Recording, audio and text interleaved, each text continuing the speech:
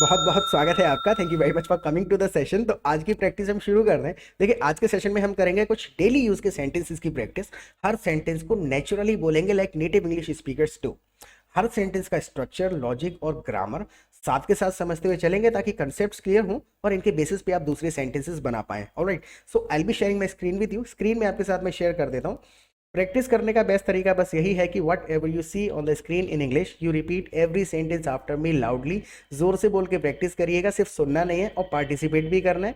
इन sentences को कहने का कोई आइडिया, कोई सेंटेंस आपके माइंड में आता है तो कमेंट सेक्शन में आप लिख सकते हैं। राइट, जैसा कि हम जब से पैदा हुए हैं हिंदी में ही बात करते हैं। अब प्रॉब्लम कहाँ आती है कि कोई सेंटेंस हमारे दिमाग में आया, इसी वर्ड ऑर्डर में हम इसको ट्रांसलेट करना शुरू कर देते हैं, जो बिल्कुल भी नहीं करना है।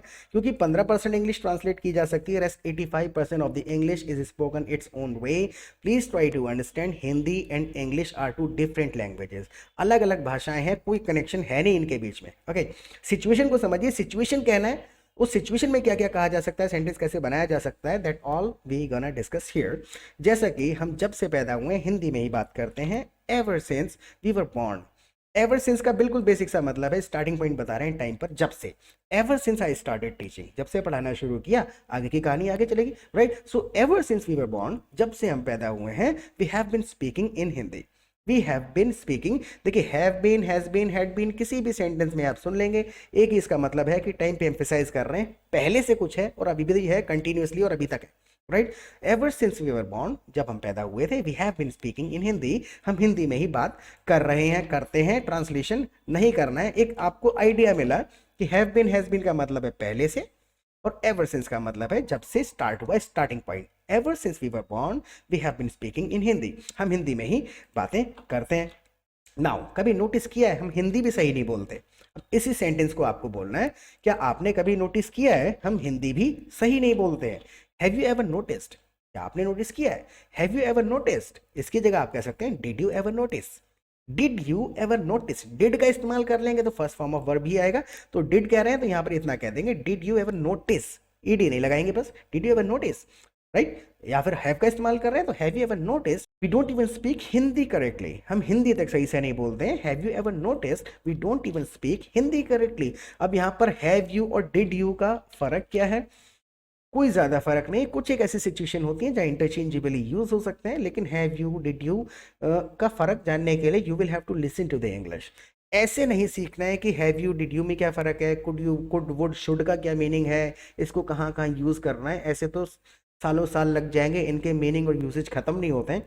रियल सिचुएशन में प्रैक्टिस करना बहुत ज़्यादा ज़रूरी है। पूरा सेशन देखिएगा, इन सेंटेंसेस से आपको एक लॉजिक समझ में आएगा कि हाँ, सेंटेंसेस का फॉर्मेशन इंपॉर्टेंट है, ना कि grammar. Look at the next sentence first. लेकिन हमें पता नहीं चलता, when we talk in Hindi we make a lot of mistakes but we don't realise. हमें पता नहीं चलता है, बिल्कुल सिंपल तरीके से, वी डोंट रियलाइज।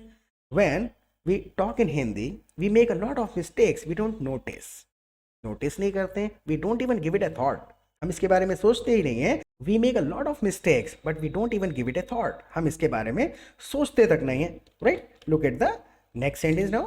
क्योंकि हमारा सारा फोकस बात समझने पे होता है, ट्रांसलेशन करेंगे, शब्दों का एग्जैक्ट लिटरल ट्रांसलेशन ढूंढने निकलेंगे तो मजा नहीं आएगा। सिचुएशन में क्या कहा जा सकता है, हमारा सारा फोकस बात समझने पर होता है। दिस इज बिकॉज, ऐसा क्यों होता है? This is because a focus is on understanding the conversation, बात सुनने पर होता है। This is because we don't realise the mistakes we make, we don't notice the mistakes we make, we don't think about the mistakes we make because our focus is on understanding the conversation. हमारा सारा का सारा focus is on understanding the conversation. That's why we don't notice the mistakes we make while talking in Hindi. Right? लेकिन जब English में बात करनी होती है तो हम अटक जाते हैं। अब इसी चीज को आपको इंग्लिश में बोलना है, कई तरीके से कहा जा सकता है, आप बोल के देखिए। लेकिन जब इंग्लिश में बात करनी होती है तो हम अटक जाते हैं। But when we need to talk in English, we hesitate. But when we need to talk in English, we get stuck. But when we are required to talk in English, we get stuck. Right? तो sentence को कई तरीके से कहा जा सकता है एक सिचुएशन में। वो सेंटेंसेस के स्ट्रक्चर्स हमको सीखने होते हैं। वो कैसे सीखेंगे? अगर आप हमारे चैनल पे पहली बार आए हैं तो प्लीज चैनल को सब्सक्राइब जरूर कर लीजिएगा और दूसरा, आप हमारी लाइव क्लासेस भी अटेंड कर सकते हैं हमारे एप्लीकेशन पर। देखिए, लाइव क्लासेस के दो फायदे होंगे। सबसे पहले तो हम आपको अपने कम्युनिटी में, अपने ग्रुप में ऐड कर लेंगे, जहां पर आप प्रैक्टिस कर सकते हैं दूसरे पार्टिसिपेंट्स के साथ, जो कि बहुत इंपॉर्टेंट है। सबसे बड़ी प्रॉब्लम, समस्या यही है कि लोग सीखते चले जाते हैं, ग्रामेटिकल रूल सीख रहे हैं, वोकेबलरी का रट्टा लगा रहे हैं, और वो कभी भी याद नहीं आता है। राइट। इंग्लिश को सीखने का, किसी भी लैंग्वेज को सीखने का ये तरीका नहीं है। बेस्ट तरीका यही है, join the community, talk in real situation. Real situation में प्रैक्टिस करिए। तो ग्रुप में जब हम आपको ऐड करते हैं, तो वहां पर क्या होता है, आप दूसरे पार्टिसिपेंट्स को फोन करके बात कर सकते हैं, चैटिंग कर सकते हैं, ग्रुप में पूरे दिन कॉन्वर्सेशन चलते रहते हैं। तो वहां पर सब अपने अपने तरीके की बातें लिख रहे होते हैं रियल सिचुएशन में। कोई किचन की बातें लिख रहा है, कोई बिजनेस की बातें लिख रहा है, कोई इंटरव्यू से रिलेटेड सेंटेंसेस लिख रहा है, डिस्कस कर रहे हैं। तो रियल सिचुएशन में जब आप प्रैक्टिस करेंगे ना, तो आपको सेंटेंसेस याद हो जाएंगे, ब्रॉड इंग्लिश पता चलती है। होता क्या है, एक एग्जाम्पल मैं आपको देके बताऊं। मान के चलिए किसी ने लिख दिया ग्रुप में, यार I got a job today, I got an offer letter today, मुझे ऑफर लेटर मिल गया। अब वहां पर सब एक दूसरे के साथ फेमिलियर हो चुके हैं। कोई कहता है कॉन्ग्रेचुलेशन, सिर्फ इतना कह के छोड़ देता है। कोई दूसरा बंदा है, वो कह देता है लकी यू, यानी आप तो लकी हो, आपको मिल गई, बहुत बढ़िया यार, बड़े सौभाग्यशाली हो, लकी यू। तीसरे तरीके से कोई बंदा कह देता है, यार your hard work paid of, your hard work paid of. तो एक सेंटेंस था, एक सिचुएशन थी कि किसी बंदी को जॉब मिली है। उस सिचुएशन में कितनी बातें कही जा सकती हैं, समझ में कैसी आती हैं, when you practice in real situation. Real situation में बात करेंगे तो वो सेंटेंसेस याद भी हो जाएंगे और उनका अप्रोप्रिएट यूसेज भी समझ में आ जाएगा। तो ग्रुप का ये एक फायदा है। और शाम को जब हमारी लाइव क्लासेस होती हैं, तो वहां पर भी we simply come together every evening and we discuss English for 2 hours. 2 घंटे डिस्कशन करते हैं कि इस सेंटेंस को इंग्लिश में कैसे कहा जाएगा और कितने तरीके से कहा जा सकता है, सेंटेंस कितने तरीके से स्ट्रक्चर किया जा सकता है। तो जब आप इस प्रकार के सेशन में 1.5-2 घंटा रोजाना बिताएंगे, 150-200 सेंटेंसेस सुनेंगे, रिपीटेडली सुनेंगे, अडॉप्ट कर लेंगे, ग्रामेटिकल रूल्स, कंसेप्ट्स क्लियर हो जाएंगे, and you will start speaking English fast, fluently and confidently the way you want to speak. Fees की बिल्कुल भी आपको चिंता नहीं करनी है, बिल्कुल टोकन मनी, नाम मात्र की फीस हम लेते हैं ताकि फ्री बीस से बचा जा सके। राइट। तो फीस की बिल्कुल चिंता नहीं करनी है। लाइव क्लासेस में आप आइए, बहुत ज़्यादा हेल्प मिलेगी। और सेशन को पूरा देख के प्लीज फीडबैक जरूर दीजिएगा कि सेशन से थोड़ा बहुत आपको हेल्प मिली या नहीं मिली। Okay, so let's get back to it now. जबकि हमें इंग्लिश समझ तो सारी आती है, अब इसी चीज को कहना है, when we need to talk in English we hesitate. लेकिन हमें इंग्लिश समझ तो सारी आती है, अब इसी चीज को आपको इंग्लिश में कहना है, when it comes to speaking in English we hesitate while we understand English perfectly। while we understand English perfectly, पूरी, जबकि ये while का मतलब है जबकि, while we understand English perfectly, अच्छे तरीके से समझ लेते हैं। दूसरे तरीके से घुमा सकते हैं, when it comes to speaking in English we get stuck while we understand everything we hear in English। we understand everything we hear in English, सब समझ में आता है जो हम सुनते हैं इंग्लिश में। राइट। तो घुमा फिरा के सेंटेंसेस पता होने चाहिए कैसे बनेगा। Look at the next sentence. सिर्फ इसलिए ही कि हम प्रैक्टिस नहीं करते, हम अटक क्यों जाते हैं, why we get stuck when we try to speak in English, सिर्फ इसलिए कि हम प्रैक्टिस नहीं करते। This is because we don't practise speaking English. This is because, ऐसा इसलिए है, we don't practise speaking English, हम इंग्लिश बोलने की प्रैक्टिस नहीं करते हैं। We just keep on listening, हम सुनने पे ही फोकस करते हैं, कोई वीडियो देखते रहते हैं, सुनते रहते हैं, पढ़ते रहते हैं, but we don't practise in real situation. बोल के प्रैक्टिस नहीं करते हैं, इसलिए बोलने की आदत नहीं पड़ती। राइट। प्रैक्टिस का मतलब सिर्फ सुनना नहीं है। अब आपको इसी चीज को कहना है, प्रैक्टिस का मतलब सिर्फ सुनना नहीं है। हाउ वुड यू से दिस इन इंग्लिश नॉर्मल तरीके से? Practice doesn't mean just listening. Practice doesn't mean, practice का मतलब नहीं है जस्ट लिसनिंग। प्रैक्टिस का मतलब सिर्फ सुनना नहीं है। लेकिन look at the next sentence, बोलना बहुत ही ज्यादा जरूरी है। देखिए, बोलना बहुत ही ज्यादा जरूरी है। अगर जरूरी मतलब तो कंपलसरी होता है। राइट। सारे वर्ड अगर इस्तेमाल करने की कोशिश करेंगे तो मजा नहीं आएगा। सिंपल कह सकते हैं, स्पीकिंग इज मस्ट।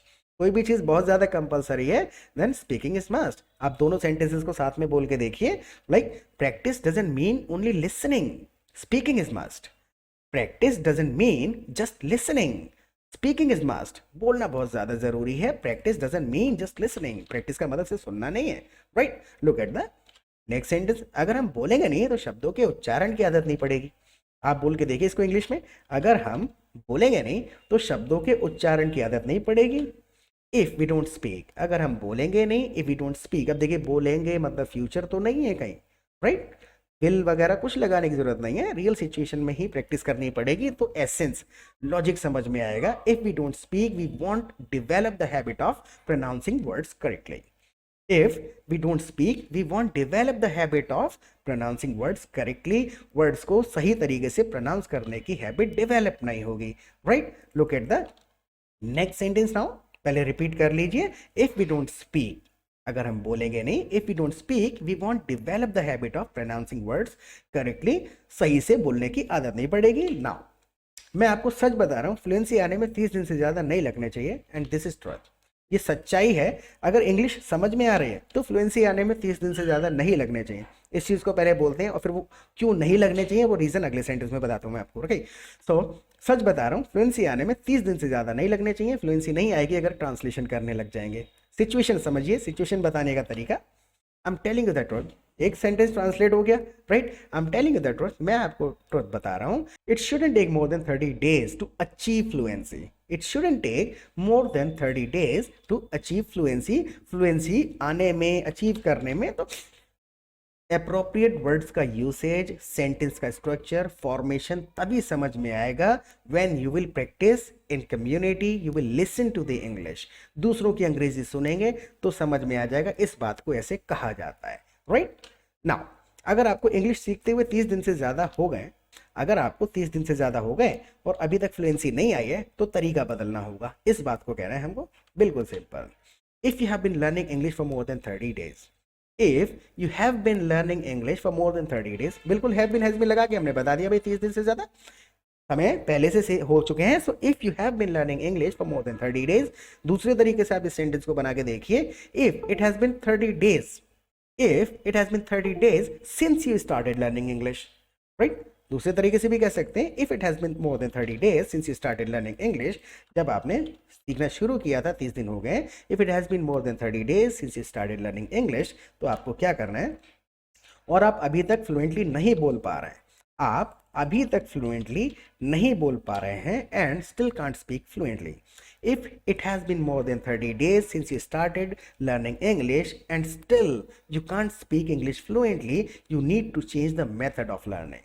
मेथड बदलना है, ग्रामर नहीं सीखनी है ज़्यादा, ट्रांसलेशन नहीं करना है, सिर्फ कम्युनिटी को ज्वाइन कर लीजिए। वहाँ पर अगर आप सिर्फ सेंटेंसेस को सुनेंगे, अगर आप सिर्फ सुनते रहेंगे रियल सिचुएशन में, तो आपको रियलाइज़ होगा 10-15 दिन के अंदर एक ट्रांसलेशन की आदत छूटने लगेगी, और दूसरा उन सेंटेंसेस को आप जब रिपीटेडली सुनेंगे, एडॉप्ट करके उन सेंटेंसेस को मॉडिफाई करना शुरू कर देंगे आप, राइट। जैसे कि मैं आपको अंग्रेजी सीखने में मदद करूंगा, I help you with learning English.